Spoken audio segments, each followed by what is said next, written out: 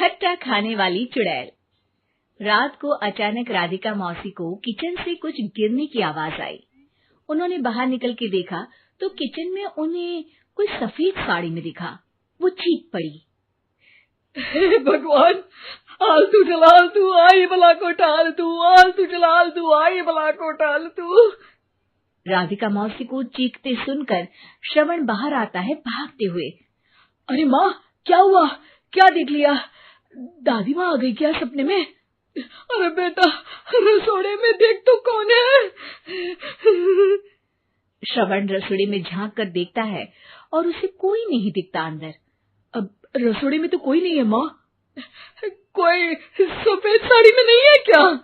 नहीं माँ, कोई भी नहीं है।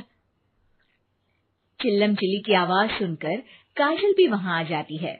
अब क्या हो गया माँ जी? अरे बेटा, रसोड़े में एक चुड़ैल थी सफेद साड़ी में। अरे क्या कर रही थी वो अंदर? अरे बताया नहीं, कल आएगी ना तो पूछ लूंगी। चुड़ैल जी, आपका क्या प्लान है? माँ जी, रात बहुत हो गई है, आपने कोई बुरा सपना देखा होगा, चलिए सो जाइए। राधिका मौसी सोने तो चली जाती है, पर उनको रात भर नींद ही नहीं आती। वो कुछ भी उलझुल बातें सोचने लगती है। कहीं चुड़ैल की वजह से तो घर में टेंशन नहीं हो रहा, कहीं उसी की वजह से तो वो दादी नहीं बन पा रही। सुबह जब राधिका मौसी रसोड़े में छानबीन करती है तो पाती है कि नींबू का अचार गायब है। चुड़ैल नींबू का अचार ले गई, मुझे तो ठीक नहीं लग रहा कुछ। चुड़ैल को भी पता है कि जिंदगी का असली मजा तो खट्टे में ही है। राधिका मौसी झट से श्रवण को फोन कर देती है। बेटा, मुझे समस्या समझ में आ गई है, हमें एक तांत्रिक की जरूरत है। अरे क्या बोल रही हो माँ, तांत्रिक की क्या जरूरत है? आप पूजा पाठ तो कर ही रही हो ना। आलतू जलालतू मंत्र सारे फालतू जैसे कुछ मंत्र पढ़ो, चली जाएगी अपने आप चुड़ैल। अरे नहीं बेटा, कभी चुड़ैल को कम नहीं समझते। अरे तुझे पता भी नहीं चलेगा कि कभी वो छल करके काजल की जगह घर की बहू खुद बन जाएगी। क्या माँ, कुछ भी बोल रही हो? कहाँ काजल और कहाँ चुड़ैल? वैसे एक बात बताओ, काजल को अगर गाने के लिए बोल देना तो चुड़ैल काजल की आवाज सुनकर घर तो क्या धरती लोग छोड़कर चली जाएगी।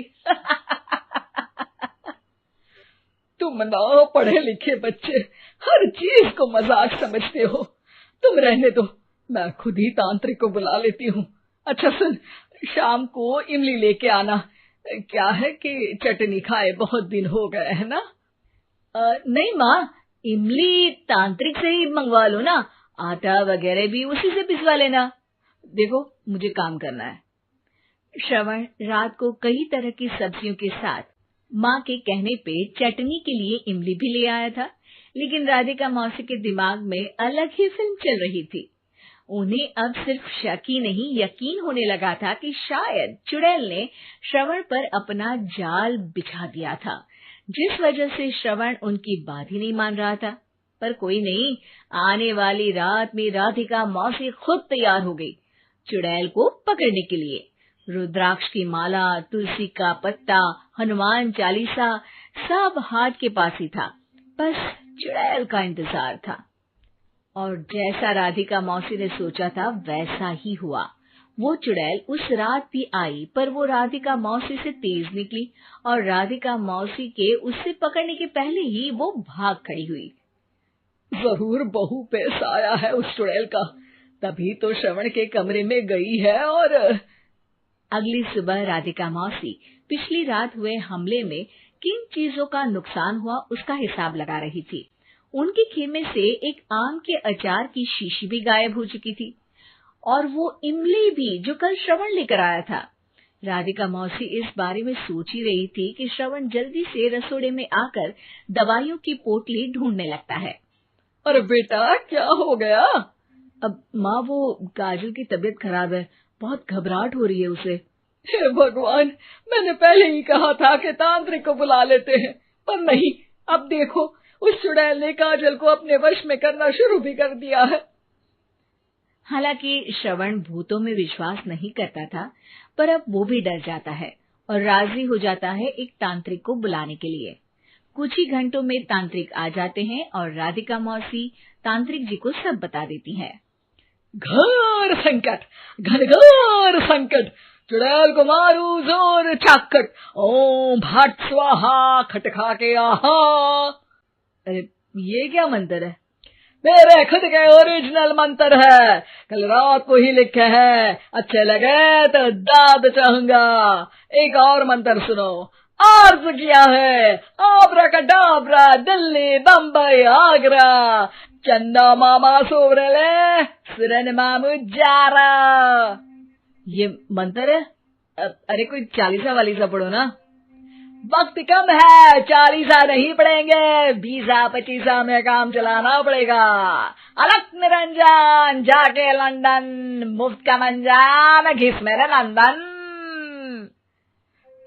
अरे जल्दी करो तांत्रिक जी, जल्दी करो। तांत्रिक अपने उल झलूल मंत्र पढ़ने लगता है। श्रवण को तांत्रिक पे शक होता है। वो अपने एक डॉक्टर दोस्त को कॉल कर देता है ताकि कोई अनहोनी हो तो इमरजेंसी में चीजें मैनेज हो जाए। तांत्रिक धुनी रमाता है, जिसकी वजह से कमरे में काफी धुआं हो जाता है और जिसकी वजह से बहू की घबराहट बढ़ जाती है। अब भागेगी चुड़ैल। हाँ। बहू खांसते हुए धुएं से बचने के लिए बाहर चली जाती है। अरे भाग रही है, भाग रही है। पीछे पीछे श्रवण भी जाता है। बहू एक सोफे पर बैठ जाती है। तभी डॉक्टर दोस्त आ जाते हैं और श्रवण को पानी लाने के लिए कहते हैं। थोड़े चेकअप के बाद डॉक्टर कहते हैं, मेरे हिसाब से जाप का काम पूरा हो गया है। क्या मतलब? अरे कुछ भी नहीं माँ, कोई चुड़ैल नहीं है, खुशखबरी है, अब दादी बनने वाली है। मगर वो सब अचार के डब्बे। श्रवण दोनों अचार के डब्बे अपनी माँ को दिखाता है, जो कि उनके बिस्तर के नीचे छुपे हुए थे। आपने सही बोला था माँ, वो चुड़ैल काजल ही थी जो खट्टा खा रही थी। हमें कल ही पता चला, पर हमने आपको ये तांत्रिक वाला काम करने दिया ताकि आपको भरोसा हो जाए कि भूत वगैरह कुछ होता ही नहीं। अच्छा अच्छा, ये तो बड़ी खुशी की बात है, पर बेटा मुझे एक झाड़ू तो ला दे। क्यों माँ? ये तांत्रिक का भूत उतारती हूँ मैं। अब तांत्रिक राधा मौसी के डर से घर से भाग निकलता है और राधा मौसी उसके पीछे भागती है। अरे संकट ये घनघोर है, तांत्रिक मुआ चोर है। अगर कहानी अच्छी लगी तो लाइक, सब्सक्राइब और शेयर करें। धन्यवाद।